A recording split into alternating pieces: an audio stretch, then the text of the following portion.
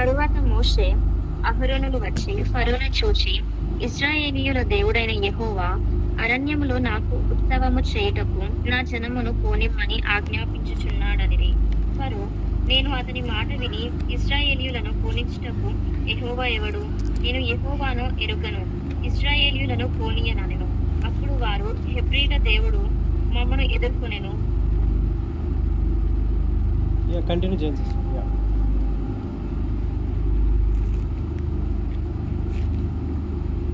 Your audio was not clear.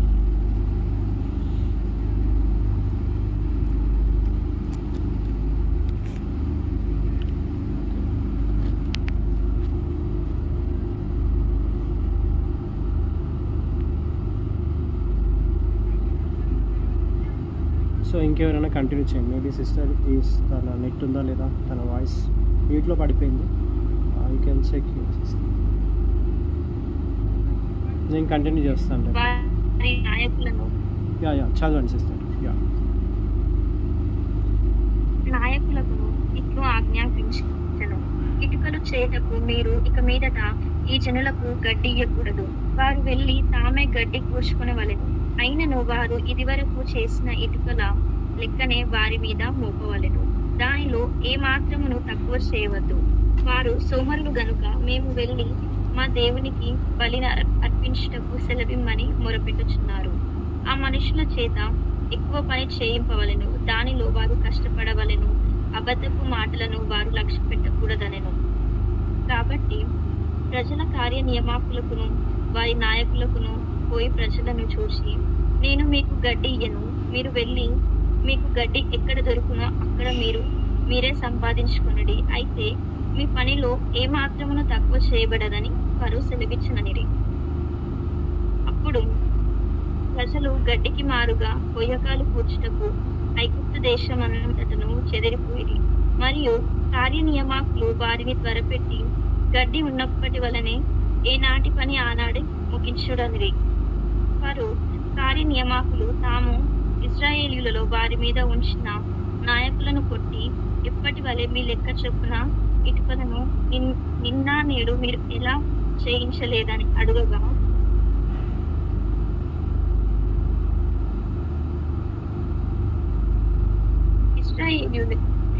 ఇశ్రాయేలీయుల నాయకులు ఫరో యుద్ధకు వచ్చి, తమ దాసుల ఎడల తమరెందుకిట్లు జరిగించుచున్నారు? తమ దాసులకు గడ్డినియ్యరు, అయితే ఇటుకలు చేయుడని మాతో చెప్పుచున్నారు. చిత్తగించుము. వారు తమని దాసులను కొట్టుచున్నారు, అయితే తప్పిదము తమరి ప్రజలయందే ఉన్నదని మొరపెట్టిరి. అందుకతడు, మీరు సోమరులు, అందుచేత మేము వెళ్ళి యెహోవాకు బలి అర్పించుటకు సెలవిమ్మని మీరు అడుగుచున్నారు. మీరు పొండి, పనిచేయుడి, గడ్డి మీకు ఇవ్వబడదు. అయితే ఇటుకల లెక్క మీరు అప్పగింపక తప్పదని చెప్పెను. మీ ఇటుకల లెక్కలో ఏ మాత్రమును తక్కువ చేయవద్దు. ఏనాటి పని ఆనాడే చేయవలనని రాజు సెలవీయగా, ఇశ్రాయేలీయుల నాయకులు తాము దురవస్థలో పడి ఉన్నట్టు తెలుసుకొనిరి. వారు ఫరో యుద్ధ నుండి బయలుదేరి వచ్చుచు తమను ఎదుర్కొనుటకు దారిలో నిలిచి ఉన్న మోషే అహరోనులను కలుసుకొని, యెహోవా మిమ్ము చూచి న్యాయము తీర్చునుగాక. ఫరో ఎదుటను అతని దాసుల ఎదుటను మమ్మును అసహ్యులనుగా చేసి మమ్ము చంపుటకై వారి చేతికి ఖడ్గమిచ్చితిరని వారితో అనగా, మోషే యెహోవా యుద్ధకు తిరిగి వెళ్ళి, ప్రభువా, నీవెలా ఈ ప్రజలకు కీడు చేసితివి? నన్నెలా పంపితివి? నేను పేట మాట్లాడుటకు ఫరో యుద్ధకు వచ్చినప్పటి నుండి అతడు ఈ జనులకు కీడు చేయుచున్నాడు. ఈ జనులను నీవు విడిపింపను లేదని. ఓకే, అర్థమవుతుందా? So I will explain you నా. ఈ 5th చాప్టర్లో మనము మేజర్గా మనం చూసింది ఏంటంటే, యూ కెన్ సీ దట్. ఎంతమందికి అర్థమవుతుంది? Is it audios clear to everybody? అందరికీ ఆడియో వినపడుతుంది కదా పర్ఫెక్ట్గా? I hope you are listening the audio. Okay, so ఈ చాప్టర్లో మనం చూసుకోవాల్సింది ఏంటంటే, we can see that major fact. Okay, చెప్తాను నేను, ఐ విల్ టెల్ యూ. ఎంతమంది రోజు చదువుతున్నారో, అట్లీస్ట్ యూఆర్ రీడింగ్ పర్సనలీ? లైవ్లోకి రాకముందు చదువుతున్నారా లేదా? చదవండి. Okay, don't go after any social media. So focus on the God's word. Okay, దేవుని మాట మీద ఫోకస్ చేయండి. So God is going to deliver you from every thing, what ever the things in your life. Okay, అయితే వాళ్ళని punish చేస్తూ ఉన్నాడు. Okay, so దేవుడు వాళ్ళ మీద ఉగ్రత ఫరో వాళ్ళ మీద ఉగ్రత చూపిస్తున్నాడు అని చెప్పి వీళ్ళు ఎదుర్కొంటారన్నమాట. ఇక్కడ చూద్దాము. After that Moses and Aaron went in to the told Pharaoh, thus said the Lord of God Israel, let my people go, may hold feast unto me in the wilderness. Verse 2, and Pharaoh said to, who is the Lord? I should obey his voice to let Israel go, and I know not the Lord, neither will let Israel go. So Pharaoh ఏమంటున్నాడు? 2వ వచనంలో మనం చూసుకుంటే ఏమన్నాడు? యెహోవా ఎవడు? ఏమంటున్నాడు? అసలు దేవుడు ఎవరు అని అంటున్నాడు. ఒక్కొక్కసారి మనకు కూడా అనిపిస్తుంది, కార్యం జరగకపోయినా, మనకి అద్భుతం జరగకపోయినా, లేకపోతే ఆలస్యం జరిగినా అసలు దేవుడు ఉన్నాడా అని డౌట్ వస్తుంది, అవునా? సో ఫరోకి రావడము అది పెద్ద వింతేం కాదు. ఫరో ఏమంటున్నాడంటే అసలు యెహోవా దేవుడు ఎవరు అంటున్నాడు ఇక్కడ. వర్స్ 3 చూద్దాము. And they said, the God of Hebrews had met with us. Let us go, we pray, 3 days journey into the desert and sacrifice unto the Lord our God. So ఇక్కడ అంటున్నాడు, అప్పుడు వారు హెబ్రీల దేవుడగు మిమ్మును ఎదుర్కొని సెలవీయుడి అని అంటున్నాడు. ఓకే, మేము అరణ్యములో 3 దినములు ప్రయాణమంతా దూరము పోయి మీ దేవుడైన యెహోవాకు బలి అర్పించుదుము, లేని ఎడల ఆయన మన మీదికి తెగులు నైనను ఖడ్గము చేతనైనను పడినేమో అని అనిది. సో 3 days ఏం చేశారంట? వాళ్ళు ప్రార్థన చేస్తున్నారు. 3 days in the journey they was praying and sacrifice. అందరూ చెప్పండి, ప్రార్థనతో పాటు ఏం చేయాలా? సాక్రిఫైస్ చేయాలి. Not only prayer, you have to be sacrifice. అంటే ఆ రోజుల్లో బలి అర్పించే వాళ్ళు, ఈ రోజుల్లో మనం కానుకలు ఇసుకుంటాం అంతే. ఓకే, సో సాక్రిఫైస్ అనేది ఇంపార్టెంట్. ఇక్కడ 2 points మీరు గుర్తుపెట్టుకోవాలా. వాళ్ళు ఏం చేస్తున్నారు? 3 days ప్రేయర్ చేస్తున్నారంట కంటిన్యూగా. Okay, and they are sacrifice. 4th verse చూద్దాం. And the king in Egypt and said to them, wherefore you do you, Moses and Aaron, let the people from their works get you into your burdens. Verse 5, and Pharaoh said, behold, the people of the land now are many, and they make them rest from their burdens. And చెప్పండి, God will give you rest from your burdens. So 400 సంవత్సరాల బర్డెన్స్ని దేవుడు తీసేశాడా, అలాగే continue చేశాడా? 400 సంవత్సరాల బంధకాన్ని దేవుడు విడిపించాడా, అలాగే continue చేశాడా? విడిపించాడు. So if God can bring freedom from 400 years, he can bring you very soon in your life. అందుకు చెప్పండి, ఇజ్రాయేల్ ప్రజల్ని 400 సంవత్సరాల తర్వాత వాళ్ళ బర్డెన్స్ నుంచి బయటికి విడిపించగలడు అని మీరు నమ్మితే మీ యొక్క బర్డెన్స్ కూడా త్వరగా విరగొట్టబడతాయి. చెప్పండి, I'm coming out of all my burdens. Hallelujah. So మనము ఫస్ట్ పాయింట్ ఏంటి? ఇక్కడ వాళ్ళు 3 days జర్నీలో ప్రార్థన చేశారు, సాక్రిఫైస్ ఇచ్చాడు. 3rd పాయింట్ మనం గుర్తుపెట్టుకోవాల్సింది ఏంటంటే, ఇక్కడ ఈ వచనంలో మనం చూసుకుంటే 5వ వచనంలో Exodus 5:5, make them rest from their burdens. అంటే వాళ్ళు మోస్తున్న భారము నుండి వాళ్ళకి విడుదల కలుగజేస్తున్నాడు.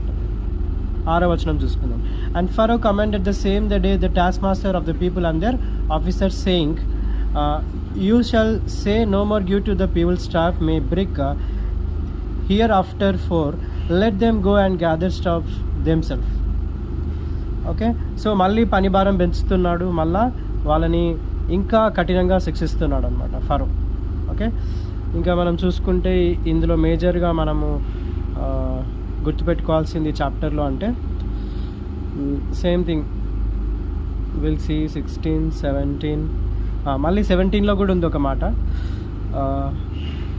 But he said you are idle therefore you say let us go and do sacrifice to the Lord. తెలుగులో ఏముందంటే, అందుకతడు మీరు సోమరులు అందుచేత మేము వెళ్ళి యెహోవాకు బలిని అర్పించుటకు సెలవేయమని మీరు అడుగుచున్నారు. So sacrifice is very very important. అంటే అది నిద్ర అవ్వచ్చు, లేకపోతే మీకు ఇష్టమైన ఫుడ్ అవ్వచ్చు, లేకపోతే మీకు ఇష్టమైన ఫంక్షన్ అవ్వచ్చు, anything. Sacrifice will be any form. అర్థమవుతుందా? సాక్రిఫైస్ అనేది నీకు ఇష్టమైనది అడుగుతాడు దేవుడు. ఒక్కొక్కసారి అబ్రహాంని ఏం అడిగిండు?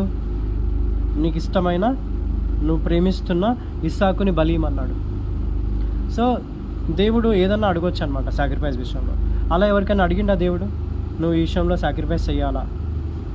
చెప్పండి. ఎవరికైనా దేవుడు భారం ఇచ్చాడా ఈ మినిస్ట్రీ పట్ల కానీ, లేకపోతే మీకు పర్సనల్గా మీ ప్రేయర్ రిక్వెస్ట్ నెరవేర్చడానికి కానీ? Anything God has given you burden or instruction. Instant అంటే తెలుసా మీకు? ప్రేరేపిస్తాడు అనమాట. అలా ఎవరికైనా జరిగిందా? చెప్పండి. Any kind of experience you gone through? ఎవరికి అవ్వలేదా? చెప్పండి. ఇంతమంది ఉన్నారు, ఎవరు ఏం చెప్పట్లేదు? Nobody of telling anything. Okay, no problem. Your people are very silent, I don't know. So ఇప్పుడు అర్థమవుతుంది కదా, గాడ్ ఈ సాక్రిఫైస్ అనేది మనం చూస్తూ ఉన్నాం ఈ చాప్టర్లో. Okay, let's we go in to the 6th chapter. Okay, అందుకు యెహోవా ఫరోకు, నేను చేయబోవుచున్నది దానిని నీవు నిశ్చయముగా చేర్చెదవు. బలమైన హస్తము చేత అతడు వారిని పోనిచ్చు. బలమైన హస్తము చేత అతడు తన దేశము నుండి వారిని తోలివేయునని మోషేతో అనెను. మరియు దేవుడు మోషేతో ఇట్లా నేను యెహోవాను. Okay, and God spoke to Moses, said unto him, I am the Lord. So మళ్ళీ ఇక్కడ ఎన్కౌంటర్ అవుతున్నాడు దేవుడు. ఓకే, దేవుడు మళ్ళీ మోషేతో అంటున్నాడు, I am the God. Okay, ఈ యొక్క చాప్టర్లో 2nd వర్స్ని మీరు అండర్లైన్ చేసుకోండి. And I appeared unto Abraham, unto Isaac and Jacob, my the name of almighty God, by the name of Jehovah was not known to them. So అందరు చెప్పండి, దేవుడు నిబంధన దేవుడు అని చెప్పండి. ఇప్పుడు ఈ మోషే నుంచి, అబ్రహాం నుంచి, ఇస్సాకు నుంచి, యాకోబు నుంచి మోషే వరకు ఎన్ని తరాలు చెప్పండి? చెప్పండి, ఎవరైనా ఆన్సర్ చెప్పండి. How many generations? మోషేకి, అబ్రహాంకి ఎన్ని తరాలు చెప్పండి? Anybody can answer. ఎన్ని తరాలు ఉండొచ్చు చెప్పండి? ఇంకెవరైనా చెప్పండి. మహాలక్ష్మి అంటుంది 3 అని. ఇంకా ఎవరన్నా? హౌ మెనీ జనరేషన్స్ చెప్పండి? అబ్రహాం నుంచి మోషేకి ఎన్ని జనరేషన్స్ వచ్చినాయి? Gap 3 or 4?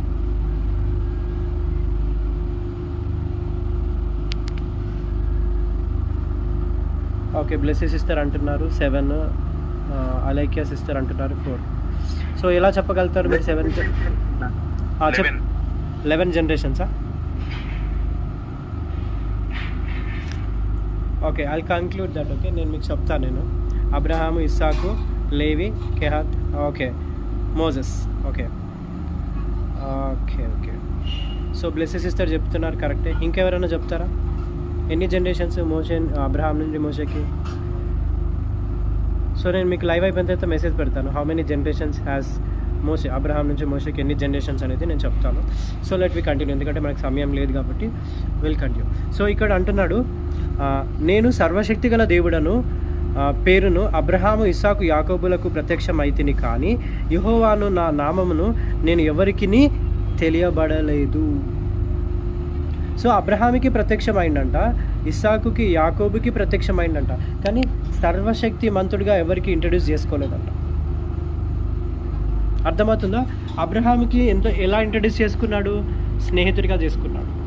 కానీ మోషేకి ఇక్కడ డిఫరెంట్గా మేనిఫెస్ట్ చేసుకుంటున్నాడు. ఆయన ఎలాగ మేనిఫెస్ట్ చేసుకుంటున్నాడు? సర్వోన్నతుడైన దేవుడుగా, అంటే ఆల్ మైటీగా. అంతే చెప్పండి, when you are walking with God with closely, ఎప్పుడైతే మీరు దేవునితో లోతుగా మాట్లాడతారో, లోతుగా సహవాసం చేస్తారో, ఆయన కొత్త పేరుతో పరిచయం చేసుకుంటాడు. సో మోషేకి ఇక్కడ ఏమని పరిచయం చేసుకుంటున్నాడు? సర్వశక్తి గల దేవుడిగా. ఈ సర్వశక్తి గల దేవుడిగా అబ్రహాంతో మాట్లాడలేదు, ఇస్సాకుతో మాట్లాడలేదు, యాకోబుతో మాట్లాడలేదు, ఓకే, ఇంకా మిగతా ఎవరితో మాట్లాడలేదు. కానీ మోషేతో అంటున్నాడు, నేను సర్వశక్తి గల దేవుడు. సో 6th చాప్టర్లో మీరు ఈ పాయింట్ని మీరు నోట్ చేసుకోండి. ఓకేనా? వర్స్ 4, మరియు వారు పరవశమును చేసిన దేశమగు కనానీయు దేశమును వారికిచ్చుటకు నా నిబంధన వారితో స్థిరపరిచితి. ఇప్పుడు ఇంతకుముందే నేను చెప్పాను, హన్నా ఏమని చేసుకుంది? ఒక అగ్రిమెంట్ చేసుకుంది.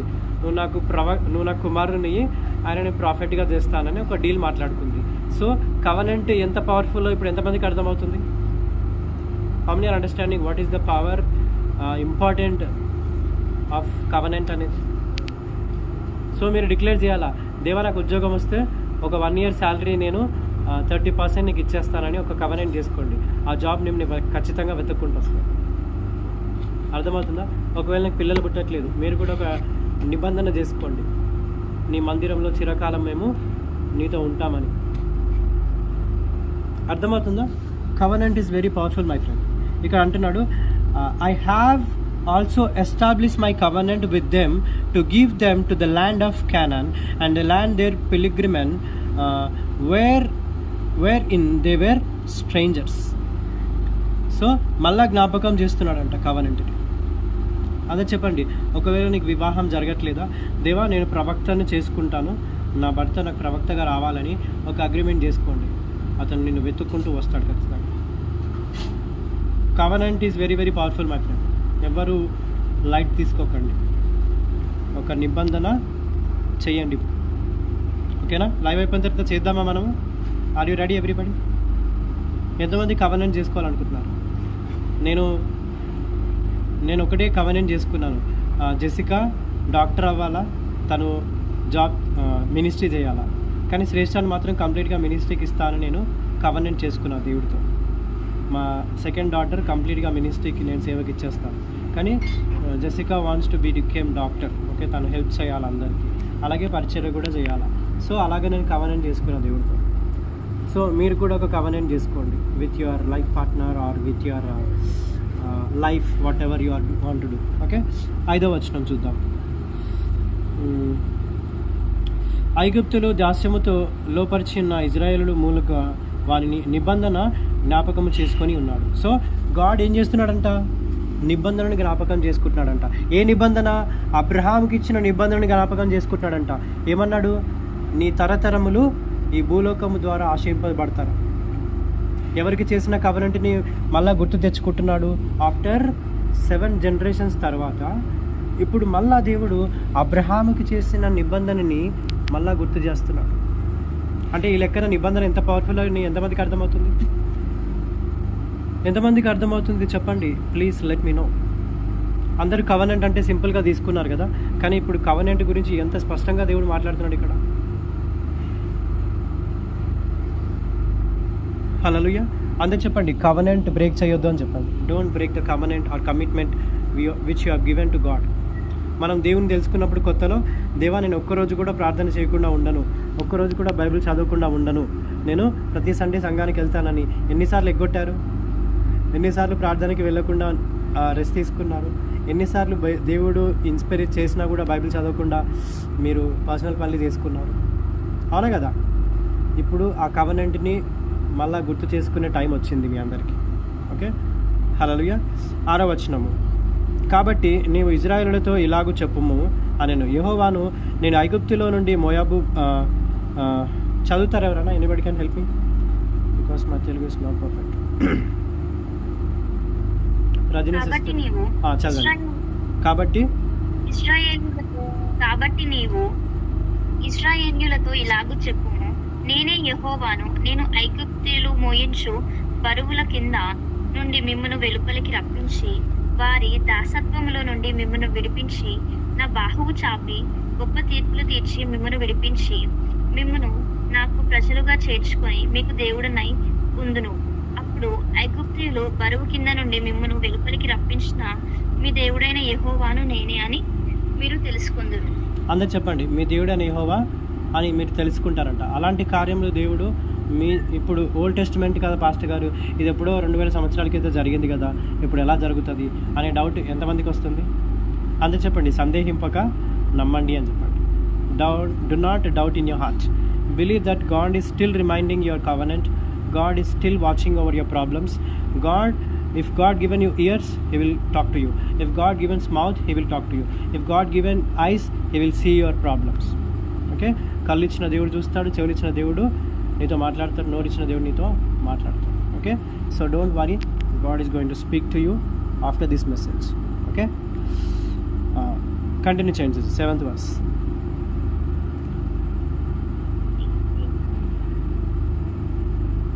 మీ వాయిస్.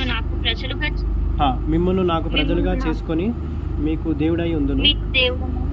అప్పుడు ఐగుప్తీయుల బరువు కింద నుండి మిమ్మల్ని వెలుపలికి రప్పించిన మీ దేవుడనైన యెహోవాను నేనే అని మీరు తెలుసుకొందురు. నేను అబ్రహాము, ఇస్సాకు, యాకోబులకు ఇచ్చేదనని చెయ్యి ఎత్తి ప్రమాణము చేసిన దేశంలోనికి మిమ్మల్ని రప్పించి దాన్ని మీకు స్వాస్థ్యముగా ఇచ్చేదను. అండర్లైన్ చేసుకోండి ఈ మాట. ఇప్పుడు ఎవరితో మాట్లాడింది జ్ఞాపకం చేసుకుంటున్నాడు? అబ్రహాముకి నేను ప్రమాణం చేసింది మీకు స్వాస్థ్యంగా ఇస్తానని, నేను మీకు ఇచ్చేదనని చెప్తున్నాడు. Okay, I did I swear to the Abraham and Isaac and Jacob I will give to you for an inheritance. అందరు చెప్పండి, ఈ భూమి దాని సంపూర్ణత యెహోవాదే, అది నీకు స్వాస్థ్యంగా దేవుడు ఇస్తున్నాడు. ఈ 6th చాప్టర్లో ఇది చాలా చాలా ఇంపార్టెంట్ వర్స్ ఇది. Okay, God is telling that I'm giving inheritance, అంటే నీకు సొత్తుగా ఇస్తా అంటున్నాడు. ఎక్కడైతే మీరు స్వాతంత్రించలేకుండా మీరు స్ట్రగుల్ అవుతున్నారో అది మీ సొత్తుగా మార్చబడును గాక. ఆమేన్, ఆమేన్ అని చెప్పండి at least. Hallelujah, you can say shout hallelujah, hallelujah. So ఎక్కడైతే మీరు స్ట్రగుల్ అవుతున్నారో అది మీకు స్వాస్థ్యంగా మార్చబడుతుందంట. Hallelujah. In which area are you struggling, that will turn into inheritance. Okay, 9th verse continue చేయండి. మోషే ఇశ్రాయేలీయులతో అలాగూ చెప్పెను. అయితే వారు మనోవాక్యములను బట్టి కఠిన దాసత్వమును బట్టి మోషే మాట వినరైరి. మరియు యెహోవా మోషేతో, నీవు లోపలికి వెళ్ళి ఐగుప్తు రాజైన ఫరోతో ఇశ్రాయేలీయులను తన దేశములో నుండి వెలుపలికి పోనీయవలెనని అతనితో చెప్పుమనెను. అప్పుడు మోషే, చిత్తగించుము, ఇశ్రాయేలీయులే నా మాట వినలేదు, మాట మాంద్యము గల వాడనగు నా మాట ఫరో ఎట్లు వినునని యెహోవా సన్నిధిని పలికెను. మరియు యెహోవా మోషే అహరోనులతో ఇట్లనెను, ఇశ్రాయేలీయులను ఐగుప్తు దేశములో నుండి తాము వెలుపలికి రప్పించుటకై ఇశ్రాయేలీయుల యొద్దకును ఫరో యొద్దకును వెళ్ళవలనని వారికి ఆజ్ఞాపించెను. వారి పితరుల కుటుంబముల మూల పురుషులు ఎవరనగా, ఇశ్రాయేలు జ్యేష్ఠ కుమారుడైన రూబేను కుమారులు హానోకు, పల్లు, హెస్రోను, కర్మి, వీరు రూబేను కుటుంబములు. షిమ్యోను కుమారులు యెమూయేలు, యామీను, ఓహాదు, యాకీను, సోహారు, కానాను స్త్రీకి కుమారుడైన షావులు, వీరు షిమ్యోను కుటుంబములు. లేవి కుమారుల పేరులు వారి వారి వంశావళులు చొప్పున ఏవేవనగా, గేర్షోను, కహాతు, మెరారి. లేవి 130 ఏళ్ళు బ్రతికెను. గేర్షోను కుమారులు వారి వారి వంశావళుల చొప్పున లిబ్ని, షిమి. కహాతు కుమారులు అమ్రాము, ఇస్హారు, హెబ్రోను, ఉజ్జియేలు. కహాతు 130 ఏళ్ళు బ్రతికెను. మేరారి కుమారులు మహాలి, మూషి. వీరు తమ తమ వంశావళుల చొప్పున లేవి కుటుంబములు. అమ్రాము తన మేనత్త అయిన యోకెబెదును పెళ్లి చేసుకొనెను. ఆమె అతనికి అహరోనును మోషేను కనెను. అమ్రాము 130 ఏళ్ళు బ్రతికెను. ఇస్హారు కుమారులు కోరాహు, నెపెగు, జిక్రి. ఉజ్జికేలు కుమారులు మిషాయేలు, ఎల్సాఫాను, సిత్రి.